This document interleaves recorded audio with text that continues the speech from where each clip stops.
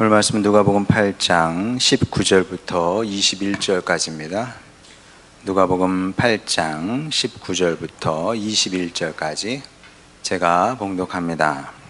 예수의 어머니와 그 동생들이 왔으나 무리로 인하여 가까이 하지 못하니 어떤 이가 알리되 당신의 어머니와 동생들이 당신을 보려고 밖에 서 있나이다. 예수께서 대답하여 이르시되 내 어머니와 내 동생들은 곧 하나님의 말씀을 듣고 행하는 이 사람들이라 하시니라. 아멘. 지난주에 틀린 성경 해석은 많지 않다, 제가 그런 말씀을 했습니다마는 조건은 있습니다. 바르고 정직한 마음으로 읽을 때만, 성경을 읽을 때만 또 그렇게 읽고 이해를 했어요. 해석을 했습니다. 자, 그러면 그건 뭐 틀렸다고 말하기가 어렵다. 자, 근데 그렇지 않을 수도 있죠. 바르고 정직한 마음으로 읽지 않는 경우도 있습니다. 자, 마가복음 7장 10절 11절 보겠습니다. 모세는 네 부모를 공경하라 하고 또 아버지나 어머니를 모욕하는 자는 죽임을 당하리라 하였거늘 너희는 이르되 사람이 아버지에게나 어머니에게나 말하기를 내가 드려 유익하게 할 것이 고르반 곧 하나님께 드림이 되었다고 하기만 하면 그만이라 하고. 자, 이게 무슨 얘기냐 하면 부모는 누가 강요하지 않아도 알아서 자기 일을 합니다. 부모 도리를 하게 돼 있어요. 자, 그런데 자식은 그렇지 않습니다. 자식은 모두가 효자 효녀는 아니잖아요. 불효자도 적지 않습니다. 자, 하나님께서 그걸 아시죠.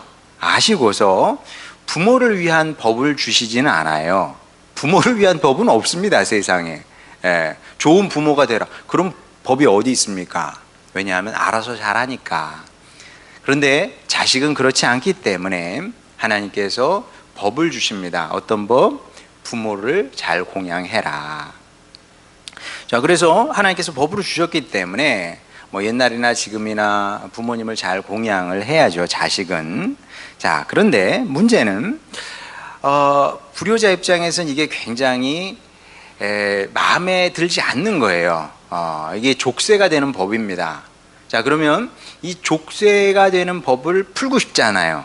자, 그래서 또 다른 법을 만들어내게 됩니다. 사람이 참 똑똑해요. 사람이 참 똑똑해서 어떻게 해서든지 나에게 유익한 상황을 만들려고 노력을 하거든요. 이 예수님 시대에도 그랬던 겁니다. 하나님의 법이 마음에 들지 않으니까 이 법을 무효화할 수 있는 다른 법을 만들게 되는데 그게 이제 고르반 법입니다. 히브리어로 코르반인데 이제 우리는 뭐 그냥 고르반이라고 이렇게 옮겼어요. 자, 고르반의 뜻은 무엇이냐면 제물, 예물 그런 뜻입니다. 자, 하나님께 제물로 드린 바 된 거예요, 이게. 자, 그러면 부모님께 드리고 싶은 마음은 있어. 물론 없죠. 없는데 그렇게 얘기는 하는 겁니다. 나 부모님께 이거 100만 원 드리고 싶어. 근데 이 코르반이야. 하나님께 드려야 되는 물질인 거죠. 그러면 이제 부모님께 드릴 수가 없다. 왜냐하면 항상 우선순위는 하나님 먼저고 부모님은 나중이니까. 그러면 이제 끝나잖아요. 부모님께 안 드려도 돼. 생활비 안 드려도 돼. 그리고 하나님께 드렸는지 안 드렸는지 알 길이 없죠. 악하고 못된 사람들입니다. 성경 말씀을 이런 식으로 곡해하고 오해하고 심지어 무효화시키는 그런 사람들인데, 자, 그런데 이게 꼭 남의 얘기는 아닐 수도 있다. 성경을 바르고 정직하게 읽지 않으면 누구에게나 이런 일은 일어날 수 있게 되는 겁니다. 굉장히 끔찍한 일이죠. 악하고 성경을 읽었는데 그리고 해석을 했는데 그게 악하고 못되고 악한 해석일 수 있으니까. 자, 그러면 이걸 어떻게 이 문제를 푸냐? 뭐 어렵지 않습니다. 사무엘 방식으로 성경을 읽고 묵상하면 되는 겁니다. 하나님의 말씀이 사무엘에게 임했어요. 자, 그때 사무엘이 뭐라고 그랬냐면 말씀하옵소서 주의 종이 듣겠나이다. 이렇게 얘기를 하거든요, 그 어린 아이가. 자, 우리도 그렇게 이런 자세로 성경 말씀을 대해야 되는 겁니다. 주님 말씀하시면 제가 듣겠습니다. 이게 무슨 뜻이냐면 사람은 다 이기주의자이기 때문에 예외가 없어요. 이기적이지 않은 사람은 세상에 없습니다. 그냥 이기성이 우리 몸 안에 그냥 뼛속까지 깊이 파고들어 있어요. 그래서 성경을 읽을 때도 대단히 이기적으로 읽습니다. 내가 듣고 싶은 말씀을 들으려고 해요.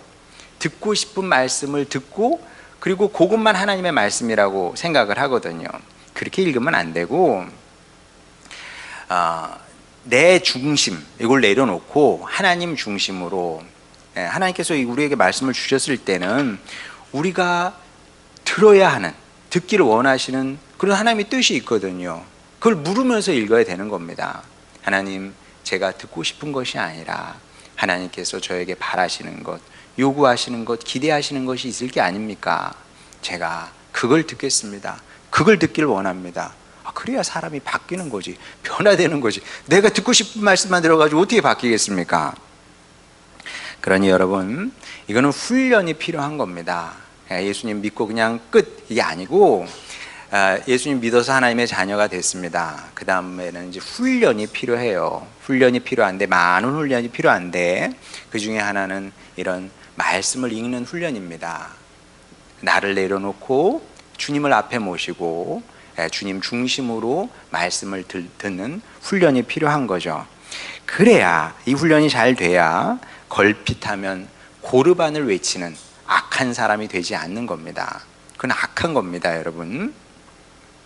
자, 이와 함께 성경을 읽고 묵상할 때 요구되는 또 다른 마음이 있는데, 선하고 착한 마음으로 성경 말씀을 읽어야 됩니다. 자, 이게 왜 중요하냐면 오늘 본문 말씀이 사실 요걸 이제 적용하기 굉장히 좋은 예라고 할 수가 있는데, 오늘 본문 말씀은 사실 여러 가지 면에서 오해의 소지가 있습니다. 성경은 낯선 부분이, 낯선 말씀이 굉장히 많아서 이 낯선 말씀 앞에 서게 되면 이 오해가 발생할 수가 있어요. 자, 그러면 이 오해가 생기면 큰일 나거든요. 사실 대인 관계에서도 오해가 많이 생깁니다. 나는 꼭 그런 뜻이 아닌데 저쪽에서 말을 했어요. 근데 저쪽에서 이상하게 반응을 해가지고 섭섭하다고 그러고 상처를 받았다고 하고 뭐 이런 일들이 일어나거든요. 그럼 이거 뭐 내 잘못은 아닌데, 물론 이제 그런 일이 발생하면 뭐 미안하다고 해야죠. 우리 성도는 좀 마음이 넓은 사람 아니겠습니까? 하나님의 사람이 좀 마음이 넓어야지 이렇게 좀생원이 돼서는 안 되거든요. 나 때문에 기분이 나쁘다고 그러고 상처를 받았다고 그러면 미안하다고 해야 됩니다. 근데 어쨌든 그게 오해인 거지, 나는 그런 뜻이 아니에요. 하나님의 말씀도 사실은 그런 거거든요. 근데 우리가 읽으면서 오해를 하게 되는 성경 구절이 굉장히 많습니다. 한둘이 아니고 정말 많은데, 사실 본문 이야기도 마찬가지예요. 자, 그러면 어떤 오해 소지가 있냐, 그걸 다 말씀드릴 수는 없고 이제 하나만 나누도록 하겠습니다. 자, 본문을 보게 되면 안과 밖을 구분하는 것을 이제 확인하게 되는데, 복음서를 보게 되면 누가복음만 그런 것이 아니라 마가복음은 더합니다. 마가복음에 보게 되면 안과 밖을 자꾸 구분을 해요. 그래서 오늘 본문에도 보게 되면 예수님을 따르는 사람들은 지금 안에 있고요, 그 예수님의 어머니와 동생들은 지금 밖에 있는 겁니다. 예수님을 따르는 사람들은 항상 안에 있어요. 근데 그 외의 사람은 항상 밖에 있습니다. 뭐 당연한 거지. 예수님 믿고 따르니까 예수님 가까이 있으니까 안에 있는 거고, 그렇지 않은 사람은 이제 밖에 있는 건데, 그런데 이런 구도 자체가 사실은 문제의 소지가 있는 겁니다. 안, 밖을 자꾸 나누게 되면 어떤 문제가 생기겠습니까? 아이들이 흔히 뭐 인싸, 아싸 그러잖아요. 뭐 인사이더, 아웃사이더 뭐 그런 거겠죠. 자, 그런데 뭐 대부분의 사람이 비슷하지 않을까 싶어요. 뭐 자발적인 아싸도 있을 수 있을 겁니다. 난 뭐 굳이 안에 들어가 있고 싶지 않아, 나는 밖에 있는 게 편해, 그런 사람들도 분명히 있을 거거든요. 근데 드물죠. 대부분의 경우는 안에 있기를 원하고 중심에 있기를 원하고, 그게 사람의 마음입니다. 그래야 내가 존재감 있는 사람이 되는 거거든요. 그게 공동체가 뭐 5명이든 10명이든 뭐 100명이든 내가 중심에 있고 싶지 저 구석에 아무 그 존재가 없는 사람으로 살고 싶진 않거든요.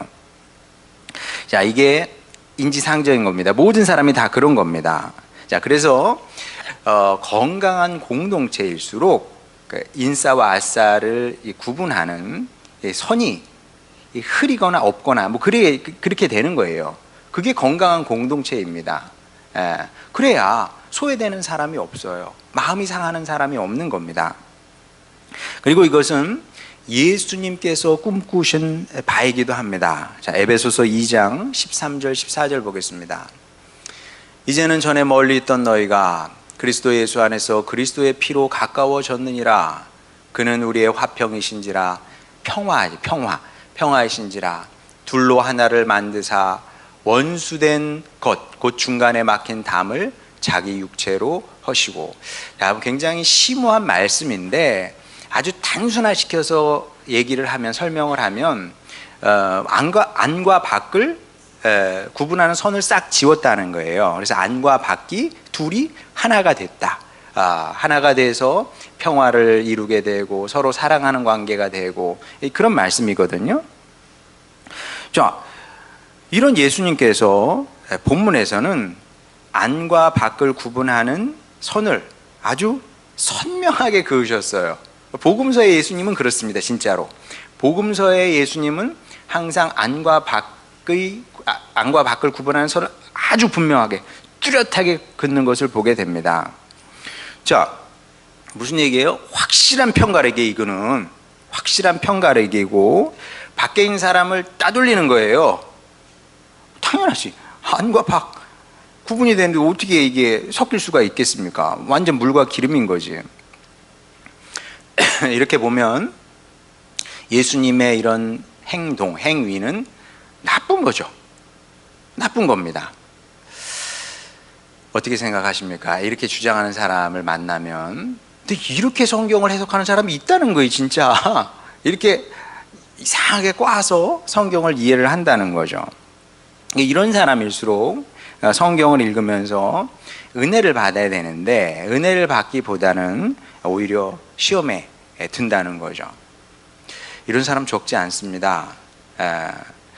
뭐 그런 사람도 봤어요. 창세기 보게 되면 하나님께서 아브라함에게 이제 말씀하시잖아요. 내 사랑하는 독자 아들을 번제로 드려라. 이 말씀을 읽고 시험에 든 사람 제가 여러 봤습니다. 왜 그럴까요? 왜 하나님의 말씀을 읽고 듣고 시험에 듭니까? 왜냐하면 여러 가지 이유가 있겠습니다만 기본적으로 안 착해서 그래. 안 착해서 그런 겁니다. 사람이 착해야 되거든요. 사람은 하나님 앞에서도 착해야 돼요. 사람 사이에서도 착해야 돼요. 사람은 우리 그리스도인들은 항상 어떤 사람을 만나든지 간에 뭐 나보다 높은 사람 앞에서는 당연히 착하겠지.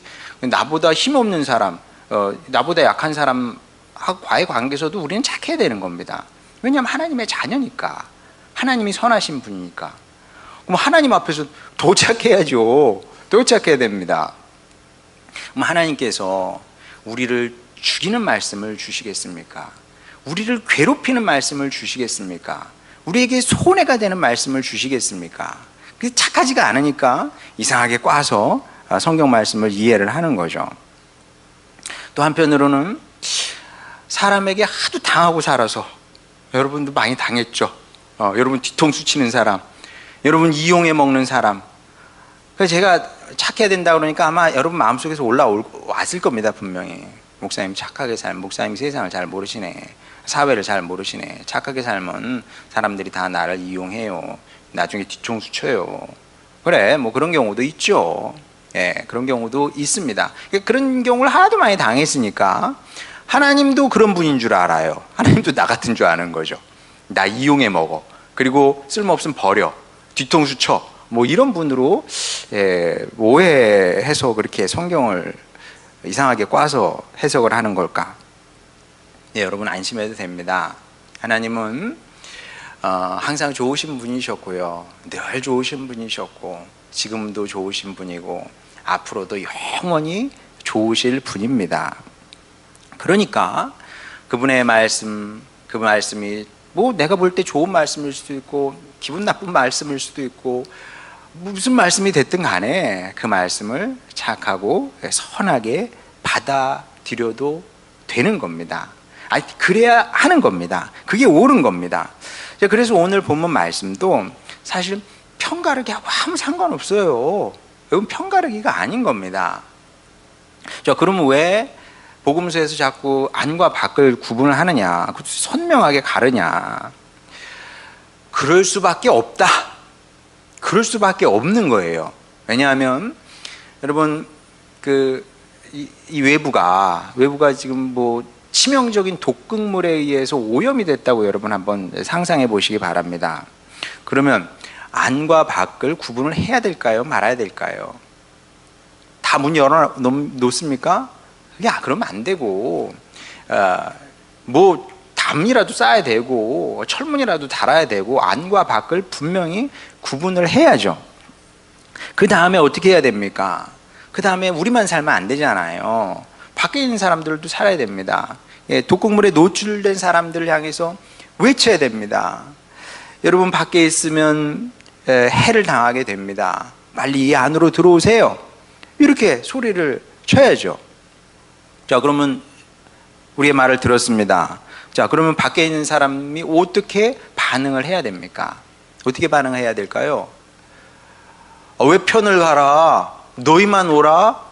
이렇게 반응을 해도 됩니까? 우리가 많이 듣는 얘기잖아요. 기독교인들이 예수님 믿으라고 그러면 너희한테만 구원이 있냐, 뭐 이런 식으로 반응하지 않습니까? 니네가 믿는 신만 진짜 신이냐, 그렇게 얘기를 하거든요. 독선가들이라고, 기독교의 독선을 우리는 싫어한다, 뭐 그렇게 말하는 사람들도 많이 있거든요. 그런 얘기가 아닌데. 자, 근데 하나님의 말씀을 오해하는 것이, 곡해하는 것이 이와 다르지 않다는 겁니다. 그래서 오늘 본문 말씀은 편가르기하고 아무 관계가 없고요, 상관이 없고요. 주님의 바람은 단순한 겁니다. 단순해. 우리가 그분 안에 거하며 구원받기를 원하시는 거죠. 그런 외침인 겁니다. 얘들아, 죽지 말고 살아야 한다. 빨리 이리로 들어와라. 모든 주님의 말씀은 그런 거라고 여러분이 생각하면 되는 겁니다. 우리를 향한 구원의 외침인 거죠. 우리 어떻게 받아들여야 됩니까? 착하고 선한 마음으로, 네 아버지, 네 하나님, 그렇게 하겠습니다. 평생 그런 자세로, 이런 자세로 신앙생활하고 살아가는 여러분이 되시길 바랍니다. 그게 옳은 겁니다. 자, 그런데 본문에는 이보다 더 중요한 메시지가, 주님의 음성이 숨어 있습니다. 자, 21절 보겠습니다. 예수께서 대답하여 이르시되 내 어머니와 내 동생들은 곧 하나님의 말씀을 듣고 행하는 이 사람들이라 하시니라. 중년의 저에게는 이 말씀이 정말 큰 위로와 힘이 됩니다. 중년 뭐 40대, 50대 중년이죠. 우리 중년에게도 푸르른 청년의 시절이 있었습니다. 지금 이제 생각해보면 옛날이네. 옛날이죠, 이제는. 우리에게도 푸르른 청년의 시절이 있었잖아요. 20대, 그리고 30대 초반. 어땠습니까, 그때? 미래가 막막해 보이긴 했죠. 지금 우리 여기 대학생들 미래가 막막할 거예요. 막막하긴 한데 20대, 30대 초반에 그 특권이 있으니 그때는 꿈이 있다는 겁니다. 막막하긴 해도 그래도 내가 뭐든 될 수 있을 것 같고 뭐든 할 수 있을 것 같거든요. 그게 20대, 30대 초반까지 그런 겁니다. 자, 그러다가 시간이 흘러 중년이 됐습니다. 그때만 해도 내가 40이 되나? 50이 되나? 뭐 그런 생각을 하지 않았는데 40이 되고 50이 되더라고요. 그렇지 않아요? 자, 중년이 됐습니다. 자, 그럼 이제 제가 뭐가 될 수 있고 또 뭘 할 수 있을까요? 제가 앞으로 남은 인생을 통해서 저에게 주어진 시간이 있을 거 아닙니까? 그 시간 동안 무엇이 되고 무엇을 할 수 있을까요? 사실 뭐 중년 아저씨 아줌마가 하기에는 적절한 질문은 아닐 겁니다. 뭐 이런 질문을 하면서 사는 중년은 뭐 드물겠죠. 아니 40대, 50대 아줌마 아저씨가 내가 앞으로 뭘 할까, 뭐가 될 수 있을까 그런 생각을 하겠습니까? 일단 뭐 먹고 살기도 바쁘잖아요. 40대, 50대 정말 먹고 살기도 바쁘거든요. 애 키우기 힘들고 어려운 나이예요. 그런 사람이 무슨 뭐 앞으로 내가 무엇이 될까, 무엇을 할까 뭐 그런 생각을 하겠습니까? 뿐만 아니라 4, 50년을 살면서 배운 패배감이라는 게 또 있어요. 아마 대부분의 서민은 그럴걸요. 패배감을 배우면서 사는 겁니다. 그러면서 중년이 되는 거죠. 패배감이라는 게 뭡니까? 해도 안 되는 것이 너무나 많죠. 날마다 부닥치는 그 현실의 벽은 크고 높습니다. 극복이 안 돼. 이게 뭘 한다고 되는 게 아니거든요. 그렇지 않습니까, 여러분? 그러다 보니까 무력감, 무기력감만 이게 쌓이게 되는 겁니다. 정말 그런데 뭐 사소한 것부터 큰 것까지 나열해 보면 일단 노쇠해 가는 부모님을 우리가 어떻게 할 수가 없어. 우리 나이 되면 이제 부모님께서 점점 기력이 떨어지시거든요. 우리 장인어른도 혼자 밖에 나오시질 못해. 그냥 이거 끌고 집안에서만 다니시는 겁니다. 아침에 갔다 오잖아요.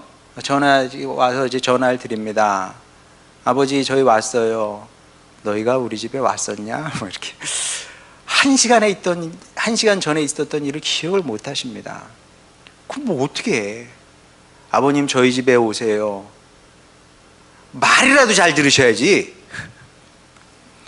시간이 갈수록 고집은 얼마나 더 세지시는지 몰라요.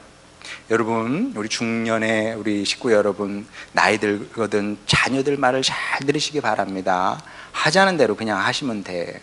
저희 장인어른 말을 안 들으세요. 죽어도 못 가시겠대. 그리고 그렇게 혼자 사시는 겁니다. 뭐 어떻게 합니까? 우리가 할 수가 없어요. 부모는 그렇다 쳐요. 우리 나이 되면 이제 자식도 문제거든요. 자식도 물론 이제 연령대가 뭐 어린아이는 어리고 큰아이들은 장성해서 컸습니다만은 이게 아이들이 특히 이제 사춘기에 접어들게 되면 낯설어집니다. 자식이 분명히 내 아들이고 내 딸인데 얼마나 낯설어져. 네가 내 아들 내 딸이 맞냐. 행동도 삐딱하고 말도 삐딱하고 반항적이고. 그러면 이게 어렵죠. 어떻게 키워야 되냐, 얘를 어떻게 교육해야 되냐. 어떻게 해? 답이 없어요. 할 수 있는 게 없어. 어떻게 합니까, 여러분? 잔소리 한다고 돼요? 그럼 뭐 말 안 들으면 내쫓을 거예요? 뭐 어떻게 할 거야? 쉽지 않아. 어려운 겁니다. 좀 더 규모를 키워볼까요? 경제는 IMF 시절보다 더 어렵대요, 지금. 근데 나아질 기미가 보이지 않아. 뭐 이 정권이 들어서면 나아질까? 그래서 바꿔봐야 돼. 다른 정권이 들어와. 근데 뭐 저는 경제 전문가가 아니니까 이게 뭐 정권을 바꾼다고 해결될 문제가 아니고요. 전 세계 경제 시스템의 문제인 것 같습니다. 마치 아이들이 자랄 때는 쑥쑥 크잖아요. 성인이 됐어요. 성인이 돼서 자랍니까? 그런 이제 한계에 봉착하게 된 거죠. 앞으로 더 좋아질 거라는 보장은 별로 없고, 뭐 TV도 보면 점점 더 어려워질 거래요. 이제 뭐 앞으로 기술자들도 이게 특히 화이트 칼라는 굉장히 위험해진다지 않습니까? 그러면 미래를 기대하기가 점점 어려워지겠죠.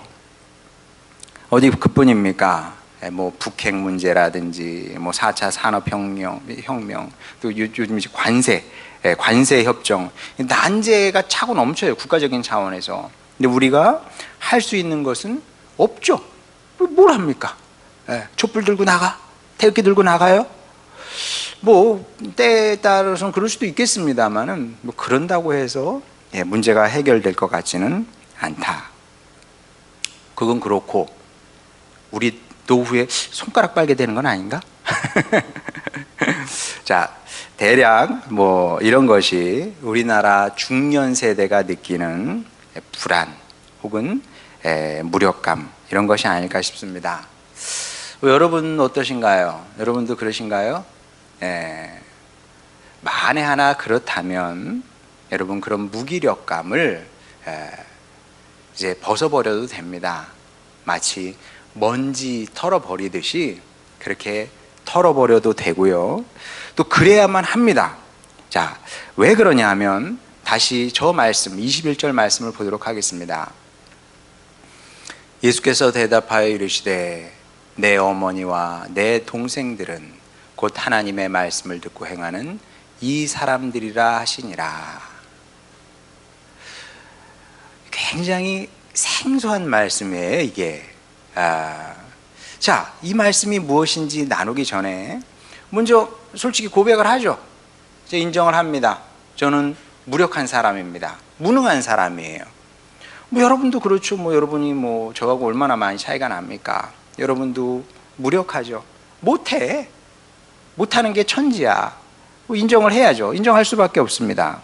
자, 그런데 이 말씀을 통해 예수님은 우리에게 굉장히 특별한 말씀을, 특별한 사실을 알려주고 계신 건데, 맞아, 우리가 아무것도 못하는데 가장 중요한 것은 할 수 있다는 거예요.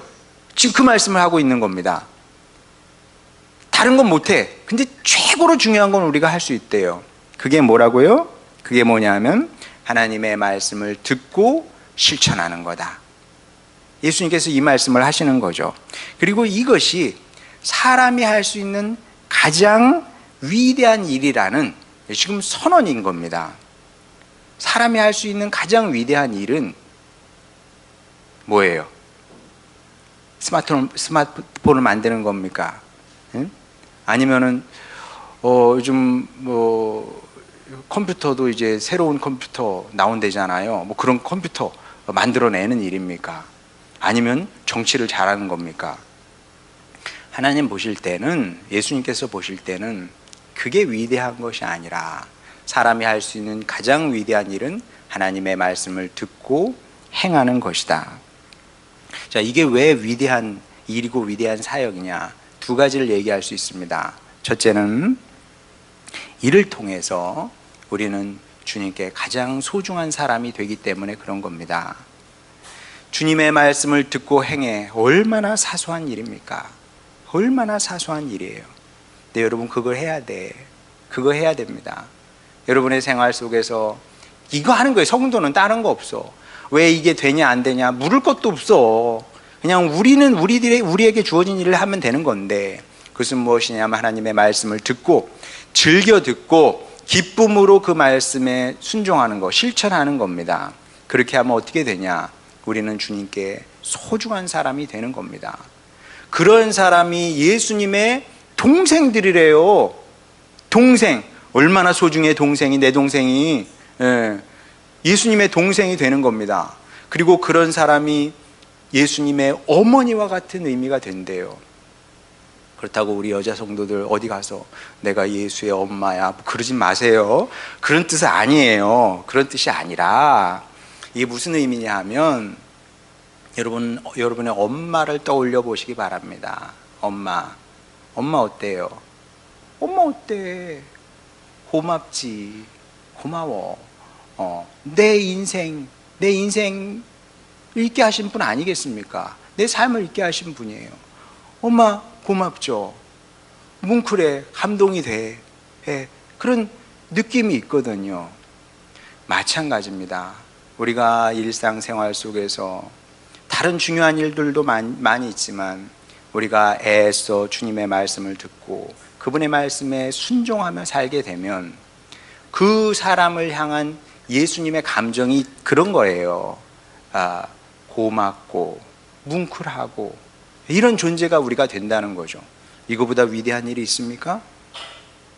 이게 첫 번째고요. 두 번째는 무엇이냐? 말씀을 듣고 행하는 사람을 통해서 하나님의 뜻이 이 땅에서 이루어지게 되는 겁니다. 그래요. 우리가 뭐 김정은 마음은 굴뚝 같아. 김정은 만나서 핵 문제 단판을 짓고 싶어요. 할 수 있어요? 못해. 불가능한 일입니다. 북한에 올라가면 넘어가면 바로 그냥 우리 죽든지 거기서 죽든지 여기서 죽든지 둘 중에 하나예요. 자, 4차 산업혁명이 일어납니다. 우리가 그걸 컨트롤할 수 있어요? 없어요? 못해. 제가 그러잖아요. 핸드폰 이거 만든 거는 이거는 치명적인 잘못이야. 예. 오케이, 핸드폰 기능은 괜찮아. 근데 여기다가 인터넷 기능을 넣어버림으로 말미암아 이제 이게 핸드폰이 쓰인 지가 한 20년, 30년이 되잖아요. 예, 앞으로 더 많은 폐해가, 해악이 나타나게 될 겁니다. 원래 신앙의 핵심은 관계거든요. 하나님과 우리가 관계를 맺고 사람과 사람이 관계를 맺고 바른 관계를 맺고 사는 것이 하나님의 뜻인데 이게 다 깨버리거든요. 집에도 들어가면 다 이거 하고 있으니까, 친구들도 만나면 다 이거 하고 있으니까. 그럼 우리가 앞으로 핸드폰 만들지 맙시다, 말 들어요? 불가능해. 안 돼. 그거 안 돼. 예. 관세 협상 우리 가서 할까요? 우리가 가서 트럼프 대통령님 만나가지고 25%는 좀 과하잖아요. 일본처럼 우리도 15%를 좀 다운시켜 주시죠. 그러자 그래요? 불가능한 일, 말도 안 돼. 있을 수 없는 일입니다. 우리가 할 수 있는 일은 없어요. 예. 우리가 뭐든 해봐야 영향력은 없어. 자, 그런데 하나님께서 진짜 원하시는 일이 있습니다. 그게 뭔지는 몰라요. 하나님께서 이 땅에서 이루고자 하시는 정말 중요한 일이 있어요. 그것은 대통령을 통해서 이루어지는 게 아니고요, 경제인을 통해서 이루어지는 것이 아니고, 과학자를 통해서 이루어지는 것이 아니고요, 하나님의 말씀이 귀한 줄 알아 즐겨 듣고 들은 다음에 기쁨으로 순종하는 사람들을 통해서 이루어지게 되는 겁니다. 그러니 어떻게 해야 되겠습니까? 우리가 이런 사람이 돼야죠. 그러면 여러분 어떤 축복을 누리게 되는 줄 아십니까? 예수님의 동생들 어머니처럼 된다면서요. 그것 말고도 우리가 이러한 성도로 살게 되면 삶은 무의미한 거거든. 삶은 무의미한 겁니다. 허무한 게 인생이에요. 무가치한 거야 이게. 그런데 우리의 무가치가 극복이 되는 겁니다. 왜? 우리 하나님의 손에 들려 쓰임 받으니까 가치의 인생이 되는 것이고요, 무기력도 그렇게 극복하게 되는 겁니다. 나 아무것도 하는 일이 없어. 주님께서 하는 일이 있다는데, 주님께서 하는 일이 있대잖아요. 그러면 되는 거지.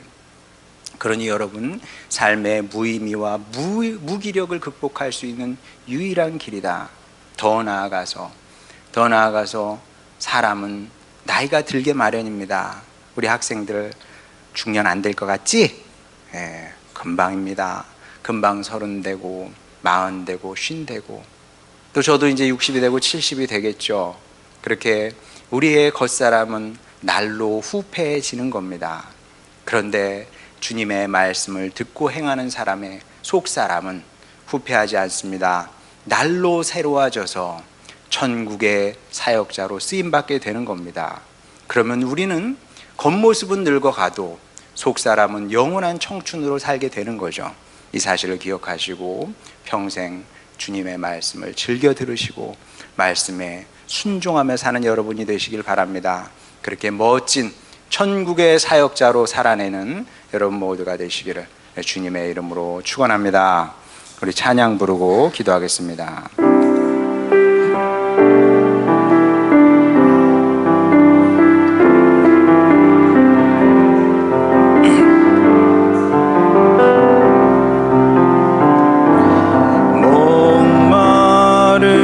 사슴 시냇 물을 찾아 헤매이듯이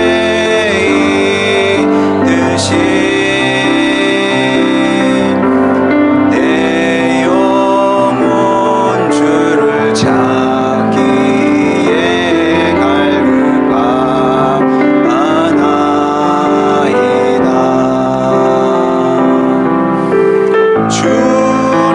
주님만이 나의 방패 나의 참 소망, 나의 몸 정성 다 바쳐서 주님 경배합니다.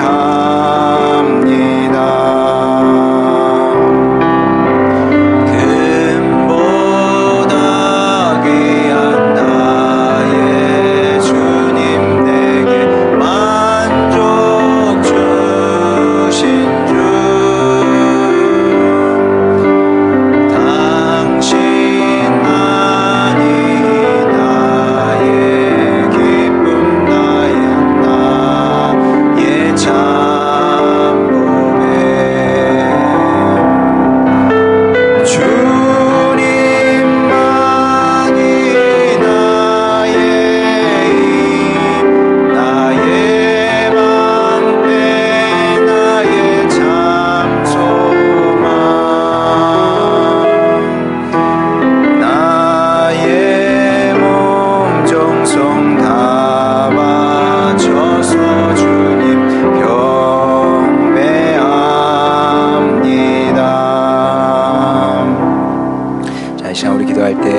말씀을 생각하며 기도합시다. 우리의 삶은 주님 없이는 무의미한 것이고요, 무가치한 겁니다. 허무한 거죠. 그러나 우리 주님 안에 있어서 우리의 삶은 가장 아름답고 가장 복되고 가치 있는 보화로 변화되는 겁니다. 어떻게 가능할까요? 우리가 주님을 믿을 뿐만 아니라 주님의 말씀을 듣고 순종함으로 이런 놀라운 기적의 역사가 일어나게 되는 겁니다. 시간 우리 그렇게 기도합시다. 주님, 제가 평생 주님의 말씀 따라 살겠습니다. 그리하여 주여, 제 몸은 점점 늙어갈지라도 주님, 제 영은 날마다 새로워져서 주님의 사역을 감당하는 일꾼이 되겠습니다. 주님, 사람들은 인정해 주지 않아도 주님께서 인정해 주시는 최고의 일꾼으로, 사역자로 살겠습니다. 성공적인 인생을 살겠습니다. 이런 기도 제목으로 주님께 나가도록 합시다. 기도하시겠습니다. 우리를 사랑하시는 아버지 하나님, 우리 식구들, 우리 교회 식구들 주님 사랑해 주시니 감사드립니다. 이 말씀 마음에 잘 새기게 하여 주시옵소서. 아버지, 마음에 잘 새겨서 주여 순종하는 사람으로 살길 원합니다. 아버지 하나님, 그리하여 주님 이 땅에서는 무명할지라도 하늘에서는 유명한 사람이 되길 원합니다. 그런 사역자로 살게 하여 주시옵소서. 아버지 하나님, 주여 주님께서 우리에게 가장 소중한 것을 맡겨주셨사오니 아버지, 이 믿음으로 살아내는 저희들 되길 원합니다. 주님, 우리는 하찮은 사람이 아닙니다. 우리는 하찮은 인생이 아닙니다. 주님께서 우리를 위대한 일꾼으로 세워주셨사오니 아버지 하나님, 이 사실을 기억하게 하시고 날마다 충성된 주님의 일꾼으로 살아가는 저희 모두가 되게 하여 주시옵소서. 아버지 하나님, 그리하여 주님의 뜻을 이루는 주님의 백성들 되게 하여 주시옵시고 주님께서 기뻐하시는 모든 것을 이루며 살아가는 하늘나라의 용사들 되게 하여 주시옵소서. 사랑하는 아버지 하나님, 우리의 기도를 들으심을 감사드립니다. 오늘 말씀 우리의 인생 가운데 다 이루어지게 하여 주시옵시고 그렇게 영원한 청춘으로 주님의 사역자로 살고 쓰임받는 우리 식구들 되게 하여 주시옵소서. 예수님의 이름으로 기도드렸습니다. 아멘.